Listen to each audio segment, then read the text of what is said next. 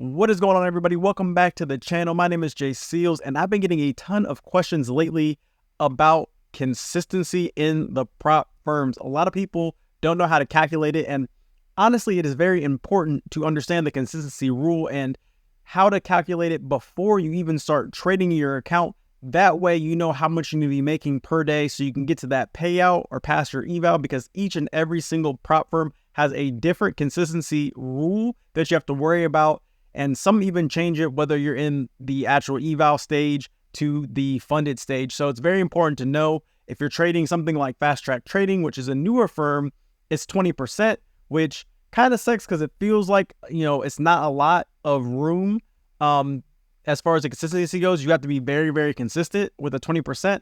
But Apex is 30, maybe moving to 40. And then you have, Topstep is 50. So it just depends on what you're trading. But I'm going to show you guys a calculation so you can easily figure it out. That way you're not having to earn extra money, because you will have to earn extra if you go above the consistency. So let's get right into it. Before you start trading your eval or your funded account, you're going to want to know the biggest day that you're allowed to have profit wise. It's pretty easy to find out. It's just your profit target goal times whatever the consistency percentage that you have for the prop firm that you're using. So if we're using Fast Track, for example, the consistency is only 20%, so it's 0.2. And with Fast Track, the good thing is that they don't have a actual eval. It's just straight to funded. So let's say that you're trying to make $3,000 before you get a payout. So your profit target goal would be 3K. And you would multiply that by your 0.2. And so that is going to equal, let me get out my calculator real fast. Hold over here. So that's going to be 3,000 times 0.2. And your biggest day allowed is going to be $600. So if you're trying to make $3,000, you can't make more than $600 in a day, or else you're going to break this 20% consistency rule. But to make sure that you get to this 3K, every other day after you make this $600 has to be less, right? So in a perfect world, you could do this in 5 days. If you just made $600 every single day of the week, then at the end of the week, you could pull out your, whatever amount you want to pull out. Next, let's change it up and do Apex. So Apex doesn't have a consistency rule when you get into the evals, but when you get to the PA accounts or their funded accounts, they do have a consistency rule, and it's 30%. So you would do 0.3. And if you're still going for that $3,000 amount, which in Apex isn't bad, because I think to get a withdrawal, you need $2,600 in the account. So you would times that by 0.3. So 3,000 times 0.3. And your biggest day is $900. So it'd be $900 for your biggest day. And again, because you have 10 trading days, well, this would count as one. If you made $900 on your first day, the next 9 days, you can't make more than this $900, but it'd have to equal out to this 3K for you to be able to take that withdrawal. And then there are some prop firms that have 40% consistency rule. I believe there's a newer prop firm called Alpha Trading Futures. I'm going to be looking into them more. They have a 40%, I believe. So 3,000 times 0.4, and it'd be 1,200 would be the amount that you could make in a day and be just fine. So this is the first thing that you have to know when you're trading these prop firms, because if you go over this, then you got to make more money. Now, let's say that you skip step one, you already been trading, you haven't been caring about it, and you made a ton of money, like a ridiculous amount of money on a crazy move.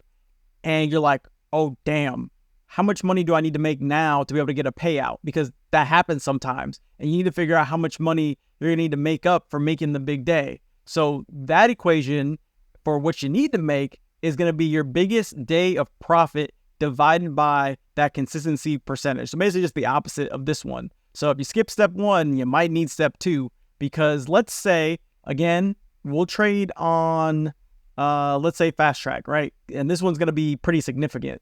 But let's say you're trading on Fast Track and you make $3,000 in a day, right? So you make $3,000 in a day. You got to divide that by 0.2% because you need to know, or just 0.2, because you need to know how much money am I going to need to actually take a payout. So when we put in 3,000 and now we divide it by 0.2, you're going to have to make $15,000 to be able to take a payout, right? This is very, very important. This is something you're really going to want to know. So 15K is what you're going to need if you're going to take out a payment from Fast Track. So we'll just put FT here. Now let's take Apex Trader, and let's say that you make that same $3,000 in a day. And now you're going to have to divide that by 0.3 because it's a 30% consistency instead of 20. And when we do that math, we're going to have to make a little bit less, but not by much. So divide that by 0.3 and we get 10K. So now your total profits need to be 10K for you to make up for that 3K day that you put in. Again, all these can be over time, but this is the additional amount of money that you're going to have to make, making up for that very, very large day that you had. Then if we take 40% here, so 40%, 0.4. You can see it's going to get smaller now. We're a little bit higher. So 3,000 divided by 0.4. Now you're just going to make 7.5K. So it gets smaller, which means that the more percentage for consistency, the easier it's going to be for you, because the higher the consistency, the more room for error you really have. You don't have to make as much. So with something like Fast Track trading, it's going to be a lot harder, not harder necessarily, but you just have to be way more consistent with those large totals. If you start out trading large, it almost traps you, because if you made a whole bunch of money, and let's say you're used to trading micros, but you decide, hey, I want to trade really fast so I can get to that buffer as quickly as possible, and then I'll slow down. Well, it might bite you in, the butt if you go ahead and trade as fast as you can, and then you're like, okay, cool, I'm at the buffer. I just had a $3,000 day. Let me slow down. It's not going to work out for you. Or, I mean, it could. You just got to trade a lot longer on smaller size to make sure that you can get to this 15K amount, right?